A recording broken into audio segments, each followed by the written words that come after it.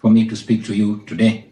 In 2022, I spoke about a country that I call home, Uganda, a nation of 50 million people living under the violent military dictatorship of General Yoweri Museveni, who has for 40 years twisted the law and used the military to stay in power. I told you of how I ran for president against him in 2021, how it was the most violent political campaign yet, and how he massacred hundreds of our people on the 18th and 19th of November 2020. How he shut down the internet on the eve of the election, imprisoned me inside my home for weeks, and then declared himself winner of the 2021 presidential election. Now, it is 2026, and here I am again, speaking to you at the Geneva Summit.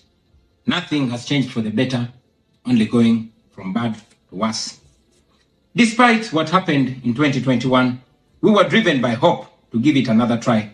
So in 2025, I announced that I was running for president again. For 112 days, I traveled across the country campaigning, and the population turned up overwhelmingly. Yet again, our campaigns were violently attacked, our supporters were murdered, we were blocked from reaching many places, and were also blocked from several media stations. As usual, Museveni shut down the internet again, this time 3 days to the election. And what happened thereafter was not an election, but a military operation. The election was so rigged to the point that even at the polling station where Museveni voted for, he got much more votes than the actual registered voters in the register. Our polling agents in several places were arrested and whisked away. Several of our party officials were arrested and many abducted. 2 female deputy presidents of our political party were abducted and held incommunicado in a military barracks for 3 weeks before being thrown into a prison where they are languishing right at this moment. The military was deployed on our streets, shooting on spot whoever dared to challenge the criminality. It was under these circumstances that Museveni yet again declared himself winner of the election, this time with over 70% of the vote. Right now, I'm speaking to you while in hiding. This is because as soon as the election was finished, Museveni's son, who is also chief of the Ugandan military, issued an order to take me to him, dead or alive. The military acted on his order and raided my home. They tortured my family members, humiliated and undressed my wife, accusing her of hiding me. Meanwhile, they were recording and taking pictures of her, which the military chief later on shared on Twitter and bragged about capturing my wife. They also took over my home and surrounded it, and they are occupying my home as we speak right now. My wife and children had to flee the country for fear of their lives. I am in hiding, but I don't want to be in hiding. It was necessary though, so I can stay alive and be able to speak to you right now. I've said it before and I say it again, that I'll resurface at the right time in my country. I feel like the international community has abandoned us. They've ignored us and they've left us to the fate of dictators. When I ran for president in 2021, Museveni and his thugs denied their crimes. They killed our people and denied it. They tortured people and denied it. They raided our houses and denied it.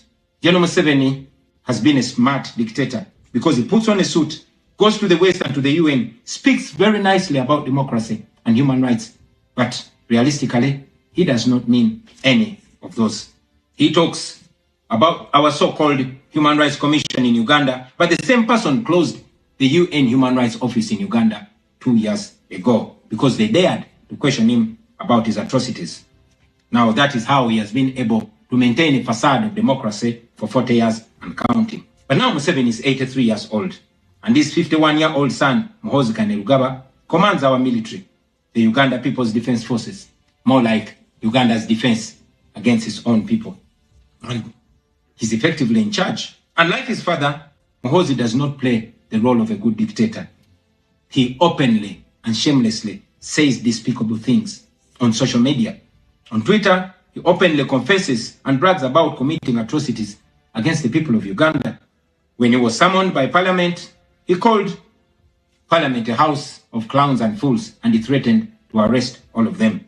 He describes judges of the Supreme Court of Uganda as clowns in wigs, and he has threatened to crush all journalists that dare to criticize his actions. In April last year, he abducted, detained, and tortured my close friend and bodyguard called Eddie Sebufu, also known as Eddie Mutwe. He later on posted on Twitter naked pictures of Eddie, boasting that Eddie Mutwe was in his basement learning Museveni's mother tongue, Unyankole. Last month, he bragged about killing 22 of my friends, and he said that he's praying that I am the 23rd person for him to kill.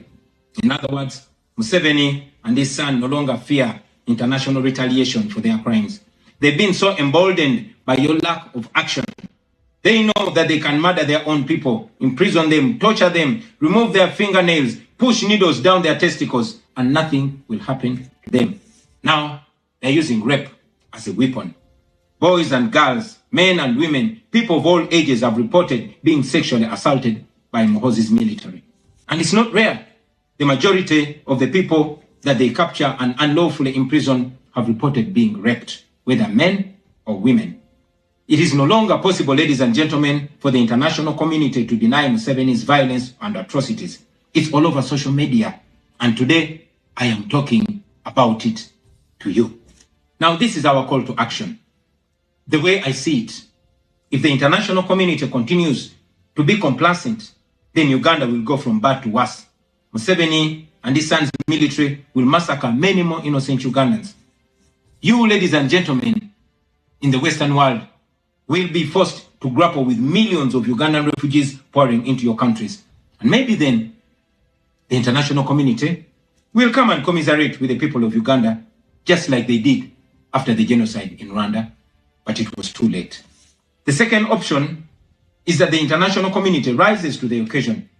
You stand by the values that you profess, democracy and human rights. You can rein in on General Museveni and his son through targeted sanctions as well as financial and legal pressures. Ladies and gentlemen, Ugandans are not seeking for pity. Ugandans are only seeking to see the world take action against the individuals that have violated their rights for far too long.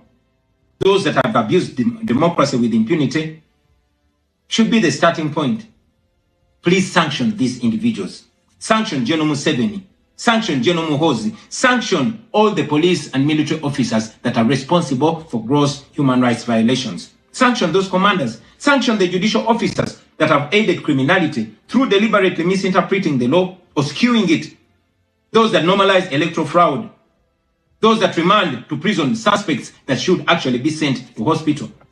Sanction these individuals because their combined efforts in the last election effectively give autocracy a blank check to rule over the people of Uganda for 5 years. We call upon the international community to treat General Museveni exactly how they treated Idi Amin, because Idi Amin did what he did to Ugandans for only 8 years. Museveni has done much worse to the people of Uganda, and it has been for 40 years and counting. Because of the inaction of the international community, Museveni's mode of dictatorship and human rights violations is being seen as acceptable in the region, and it must be stopped before it is exported to other countries in the region and in the continent. We ask the international community not to recognize Museveni's regime because it is not legitimate.